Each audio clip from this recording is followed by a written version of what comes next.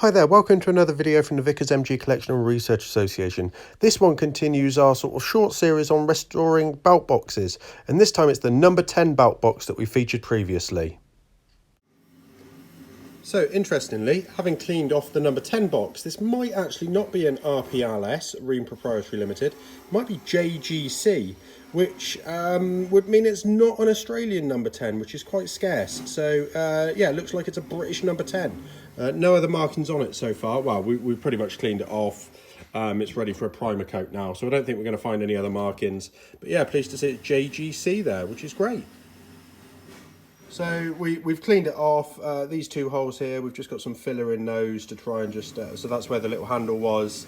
Yeah, I don't think that was anything military at all. I think that was like a draw handle.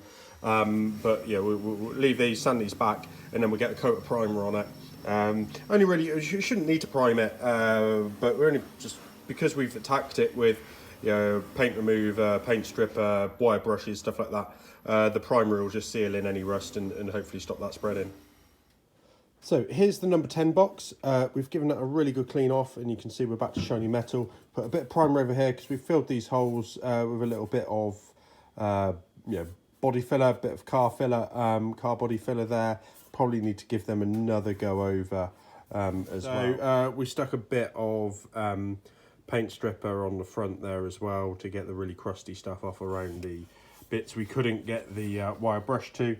But yeah, so that's ready for, I don't know whether we're going to prime it or not. They weren't really primed. They should just have a coat of white, and that red primer that we're using will just come through the white anyway. So we'll probably sand this back and then stick some white on it.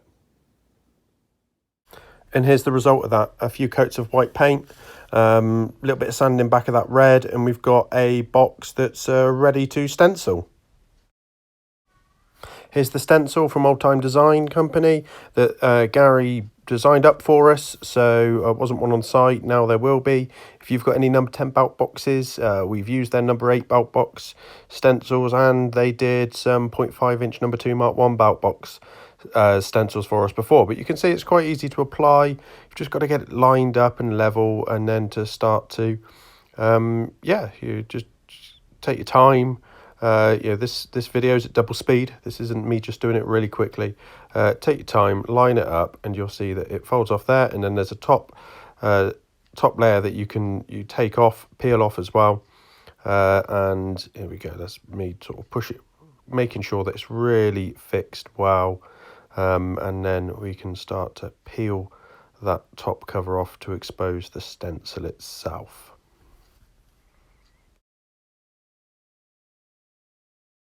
So here I am now taking off the masking, giving it a few coats of just paint, matte black paint, bit of spray can from, you know, Halfords, which is a UK sort of car automobile supplier, so, you know, high street thing. So you can see how you just taking off that stencil there. Now these are one-time use.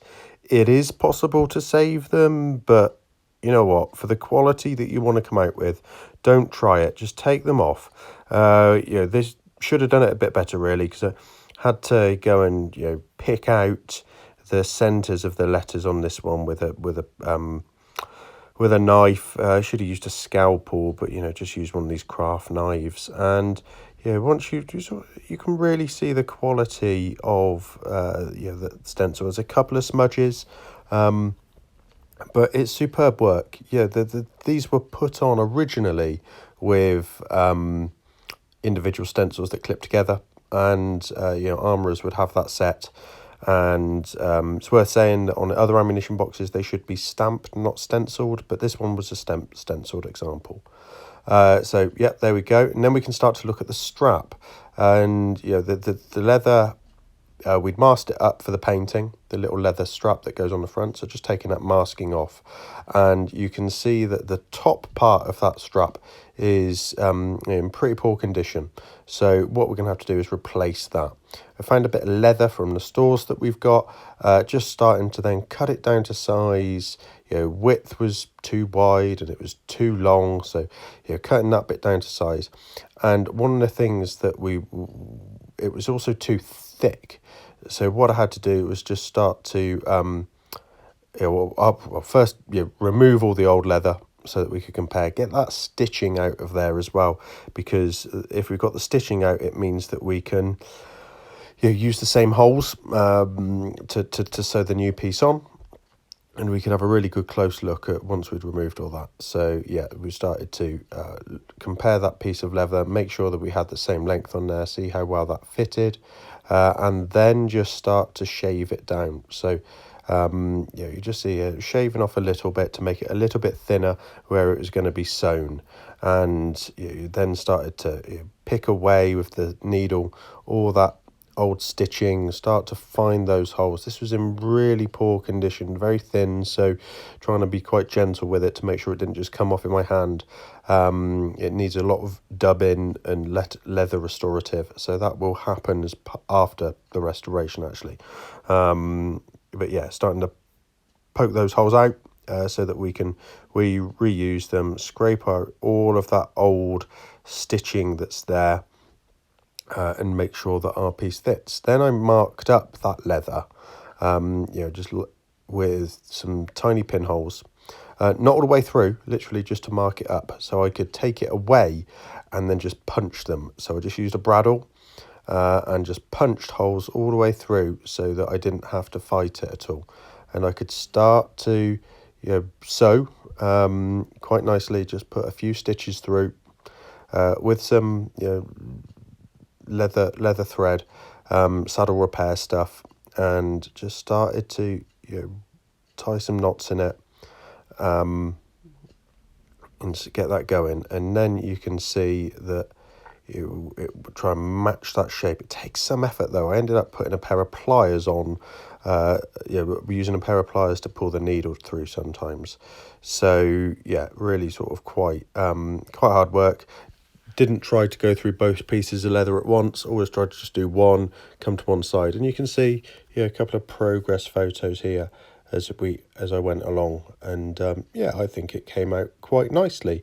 As you can see here, you can see that there, through the other side, that stitching's there, it sits there quite nicely. I'd also cut the sort of shape so that it would fit onto the box. There we go, and that really finishes it off. There we go, number 10 belt box restored. Like I say, some leather restorative to put on there, it will colour it, but then it can go straight on display with the originals that we have, or the original condition. Thank you for watching. Please remember to like and share the video and subscribe to the channel. Please support us on Patreon if you're able to, and let us know of anything you'd like to see in the future. I look forward to hearing from you.